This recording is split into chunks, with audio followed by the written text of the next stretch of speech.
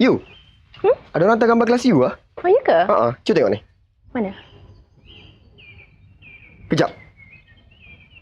You? Ni siapa? Itu kawan je lah. Kawan you? Ya. Duduk sebelah-sebelah ni kawan you? Dia tanya pasal homework je lah. Oh, duduk sebelah-sebelah pasal bro. homework. Kawan you? Ya. Dah 3 tahun Tak payah takut lah kalau aku tak salah. Apa yang aku tengok lah pun tau. Tak payahlah.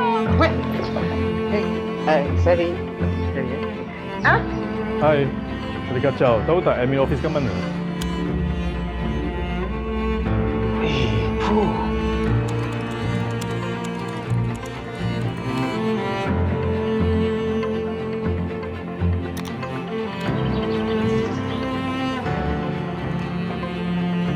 Oi!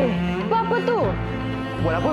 Show me your phone. What? You were recording kan? No? No, I ikat tali Show kasut. me your phone. Apa? Study apa tu? Psychology.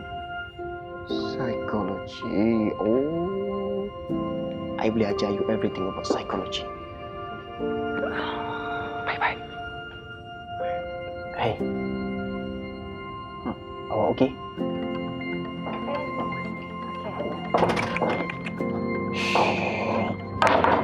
Hot sia wek tu. Weh bro, tak elok dia cakap macam tu. Dah kau ni relax lah. Aku ni gurau je pun. Gurau kepala otak kau lah. Kau suka gurau ucah ke apa? Tak terjaga sikit. Let's just go. Ya.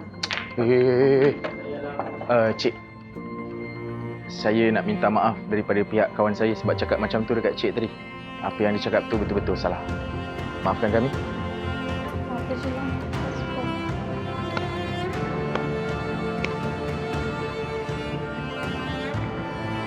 Tak tahu nak buat apa? Mulakan dengan Start dengan Mulakan dengan Weh, bro. Weh, bro. Weh bro. Weh, bro. Weh bro. Weh bro. Weh, bro. Weh bro. Weh bro. Weh, bro. Weh bro. Weh bro. Weh bro. Weh bro. Weh bro. Weh bro. Weh bro. Tak tahu nak buat apa. Mulakan dengan Weh bro.